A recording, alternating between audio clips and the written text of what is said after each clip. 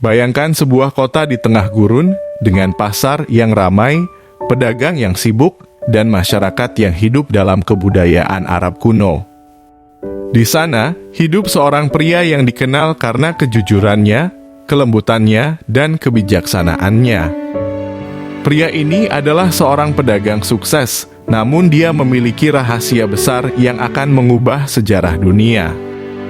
Siapakah pria ini? Dia adalah Abu Bakar Shiddiq, sahabat terbaik Nabi Muhammad Shallallahu Alaihi Wasallam. Namun, sebelum kita masuk ke dalam kisah heroiknya dalam Islam, mari kita lihat bagaimana kehidupannya sebelum dia menerima cahaya Islam. Apa yang membuat Abu Bakar berbeda dari orang-orang di sekitarnya? Bagaimana dia bisa menjadi salah satu tokoh paling dihormati dalam sejarah Islam? Ikuti terus video ini untuk mengetahui jawabannya.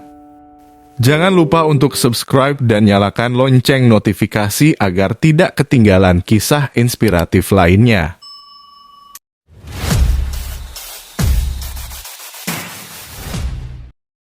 Assalamualaikum sahabat muslim. Selamat datang di channel kami di mana kita mengupas kisah-kisah inspiratif dari tokoh-tokoh besar dalam sejarah Islam. Hari ini kita akan berkenalan dengan seseorang yang tak hanya menjadi sahabat setia Nabi Muhammad Shallallahu Alaihi Wasallam, tetapi juga menjadi teladan kebaikan dan keteguhan iman. Dialah Abu Bakar Ash-Shiddiq. Nama lengkap Abu Bakar adalah Abdullah bin Utsman bin Amir bin Amru bin Ka'ab bin Sa'ad bin Taim bin Murrah bin Ka'ab bin Lu'ay bin Ghalib bin Fihr bin Malik bin An-Nadhar bin Kinanah bin Husaimah bin Mudrikah bin Ilyas bin Mudhar bin Nizar bin Ma'ad bin Adnan at-Taimi al-Qurashi.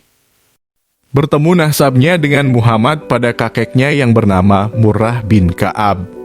Dan ibu dari Abu Bakar adalah Ummu Al-Khair Salma binti Sakhr bin Amir bin Ka'ab bin Sa'ad bin Taim, yang berarti ayah dan ibunya sama-sama dari kabilah Bani Taim.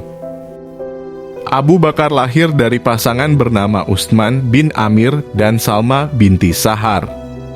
Lalu beliau mempunyai 4 orang istri dan Abu Bakar memiliki 6 anak, 3 laki-laki dan 3 perempuan. Nama istri-istrinya yakni Kutailah binti Abdul Uzza, Ummu Ruman binti Amir, Asma binti Umais, Habibah binti Kharijah. Lalu nama anak putranya yaitu Abdullah Abdurrahman Muhammad, dan anak putrinya adalah Asma, Aisyah, dan Ummu Kulsum. Nabi Muhammad memberinya gelar yaitu Ash-Shiddiq, artinya yang berkata benar, setelah Abu Bakar membetulkan dan mengiyakan peristiwa Isra Miraj yang diceritakan oleh Nabi Muhammad kepada umatnya, sehingga ia lebih dikenal dengan nama Abu Bakar Ash-Shiddiq. Abu Bakar lahir di kota Makkah sekitar tahun 573, yakni tahun kedua dari tahun gajah, dari keluarga kaya dalam Bani Taim dari suku Quraisy. Abu Bakar menghabiskan masa kecilnya seperti anak Arab pada zaman itu di antara suku Badui yang menyebut diri mereka dengan nama Ahli Bair atau rakyat unta. Pada masa kecilnya, Abu Bakar sering sekali bermain dengan unta dan kambing, dan kecintaannya terhadap unta inilah yang memberinya nama Abu Bakar, yang berarti bapaknya unta. Ketika umurnya berusia 10 tahun, Abu Bakar pergi ke Suriah bersama ayahnya dengan kafilah dagang. Nabi Muhammad yang pada saat itu berusia 12 tahun juga bersama kafilah tersebut. Pada tahun 591, Abu Bakar yang pada saat itu berusia 18 tahun pergi untuk berdagang, berprofesi sebagai pedagang kain yang memang sudah menjadi bisnis keluarga. Dalam tahun-tahun mendatang, Abu Bakar sering sekali bepergian dengan kafilahnya. Perjalanan bisnis membawanya ke Yaman, Suriah, dan beberapa tempat lainnya. Perjalanan bisnis inilah yang membuatnya semakin kaya dan semakin berpengalaman dalam berdagang. Bisnisnya semakin berkembang, mempengaruhi status sosial Abu Bakar. Meskipun ayahnya, yakni Abu Quhafah Utsman, masih hidup, namun Abu Bakarlah yang diakui sebagai kepala sukunya. Seperti anak-anak lain dari keluarga pedagang Makkah yang kaya, Abu Bakar adalah orang terpelajar yang bisa menulis dan membaca, dan dia juga menyukai puisi. Abu Bakar biasanya menghadiri pameran tahunan di UKAS dan ikut berpartisipasi dalam simposium puitis. Ia memiliki ingatan yang bagus dan pemahaman yang baik mengenai silsilah atau asal-usul suku-suku Arab, sejarah, dan juga politik mereka. Suatu hari dikisahkan ketika Abu Bakar masih kecil, ayahnya membawa Abu Bakar ke tempat yang penuh berhala untuk beribadah dan meminta Abu Bakar berdoa kepada berhala. Setelah itu ayahnya pergi untuk mengurus urusan bisnis lainnya, meninggalkan Abu Bakar sendirian dengan berhala-berhala tersebut. Abu Bakar lalu berdoa kepada berhala, "Ya Tuhanku, aku sedang membutuhkan pakaian, berikanlah kepadaku pakaian." Berhala tersebut tetap acuh tak acuh tidak menanggapi permintaan Abu Bakar. Kemudian Abu Bakar berdoa kepada berhala lainnya dan mengatakan, "Ya Tuhanku, berikanlah aku makanan yang lezat, lihatlah aku sangat lapar." Berhala itu masih tidak memberikan jawaban apapun dan acuh tak acuh.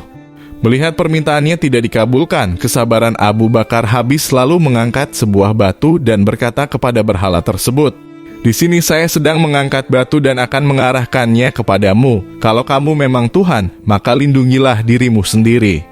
Abu Bakar lalu melemparkan batu tersebut ke arah berhala dan meninggalkan tempat itu. Dan setelah itu Abu Bakar tidak pernah lagi datang ke sana untuk menyembah berhala-berhala tersebut. Setelah kembali dari perjalanan bisnis dari Yaman, Abu Bakar diberitahu oleh teman-temannya bahwa ketika ia tidak berada di Makkah, Muhammad menyatakan dirinya bahwa ia adalah seorang utusan Allah. Ibnu Jarir At-Tabari, ahli sejarawan Muslim yang paling terkenal, dalam bukunya Tarikh At-Tabari mengutip perkataan dari Muhammad bin Sa'ad bin Abi Waqqas yang mengatakan, "Aku bertanya kepada ayahku apakah Abu Bakar orang pertama yang masuk Islam. Ia menjawab, tidak, lebih dari 50 orang masuk Islam sebelum Abu Bakar, tetapi ia lebih unggul sebagai seorang Muslim. Umar bin Khattab masuk Islam setelah 45 laki-laki dan 21 perempuan. Adapun salah satu yang terkemuka dalam Islam dan iman, itu adalah Ali bin Abi Thalib." Dalam kitab Hayatus Sahabah dituliskan bahwa Abu Bakar masuk Islam setelah diajak oleh Muhammad. Diriwayatkan oleh Abu Hasan Al-Atrabulusi dari Aisyah, ia berkata, "Sejak zaman jahiliyah, Abu Bakar adalah kawan Muhammad. Pada suatu hari, dia hendak menemui Muhammad. Ketika bertemu dengan Muhammad, dia berkata, 'Wahai Abdul Qasim,' yakni panggilan Nabi kala itu, 'ada apa denganmu sehingga engkau tidak terlihat di majelis kaummu dan orang-orang menuduh bahwa engkau telah berkata buruk tentang nenek moyangmu dan lain-lain lagi?' Muhammad bersabda, 'Sesungguhnya aku adalah utusan Allah dan aku mengajak kamu kepada Allah.' Setelah selesai Muhammad berbicara, Abu Bakar langsung masuk Islam. Melihat keislamannya itu, dia gembira sekali. Tidak ada seorang pun yang ada di antara kedua gunung di Makkah yang merasa gembira melebihi kegembiraan dia. Kemudian Abu Bakar menemui Utsman bin Affan, Talhah bin Ubaidillah, Zubair bin Awam, dan Sa'ad bin Abi Waqqas, mengajak mereka untuk masuk Islam. Lalu, mereka pun masuk Islam. Istri pertama Abu Bakar yang bernama Qutailah binti Abdul Uzza tidak menerima agama Islam, lalu dengan tegasnya Abu Bakar menceraikannya. Istrinya yang lain yang bernama Ummi Ruman menjadi mualaf. Semua anak Abu Bakar menerima agama Islam kecuali Abdurrahman bin Abu Bakar sehingga membuat mereka berpisah, walaupun pada akhirnya Abdurrahman kelak menjadi seorang Muslim setelah perjanjian Hudaibiyah. Masuk Islamnya Abu Bakar membuat banyak orang pun ikut masuk Islam. Ia membujuk teman dekatnya untuk masuk Islam sehingga banyak temannya menerima ajakan tersebut. Ketika Muhammad menikah dengan Khadijah binti Khuwailid, ia pindah dan hidup bersama Abu Bakar. Saat itu Muhammad menjadi tetangga Abu Bakar, sebagaimana yang juga dialami oleh para umat Islam pada masa awal. Abu Bakar juga mengalami penyiksaan yang dilakukan oleh penduduk Makkah yang mayoritas masih menyembah berhala nenek moyang mereka. Namun, penyiksaan terparah dialami oleh mereka yang berasal dari golongan budak. Sementara para pemeluk non-budak biasanya masih dilindungi oleh para keluarga dan sahabat mereka. Hal ini mendorong Abu Bakar membebaskan para budak tersebut dengan membelinya dari tuannya kemudian memberinya kemerdekaan. Salah seorang budak yang dibelinya lalu kemudian dibebaskan adalah Bilal bin Rabah.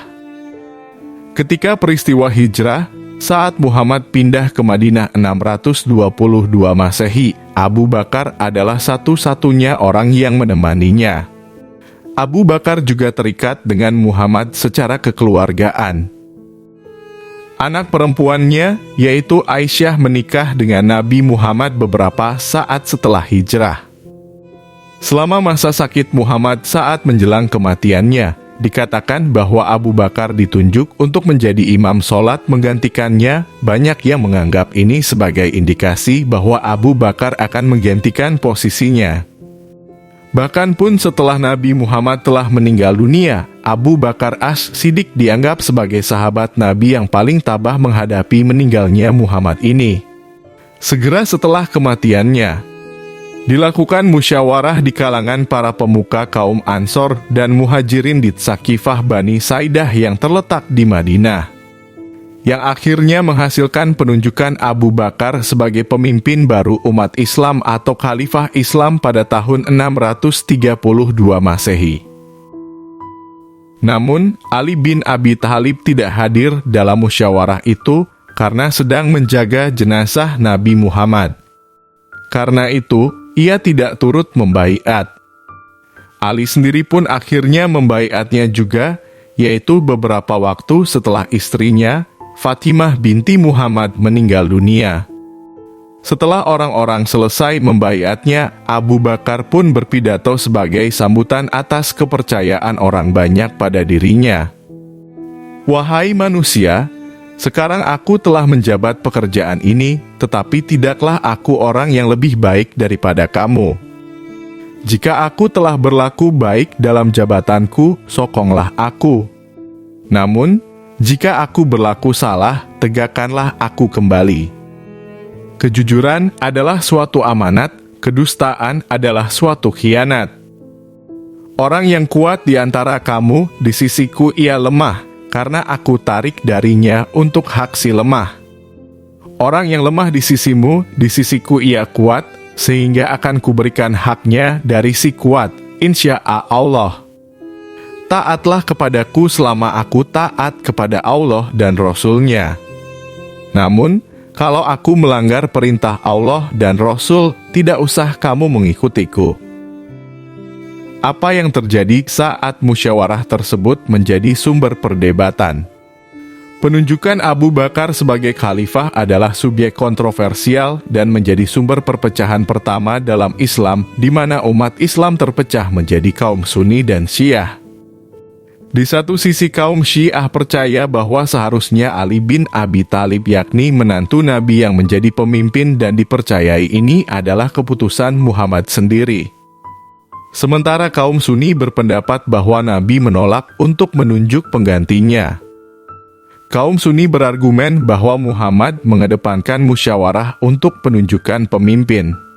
Sementara Syiah berpendapat bahwa Nabi dalam hal-hal terkecil seperti sebelum dan sesudah makan, minum, tidur, dan lain-lain, tidak pernah meninggalkan umatnya tanpa hidayah dan bimbingan, apalagi masalah kepemimpinan umat terakhir.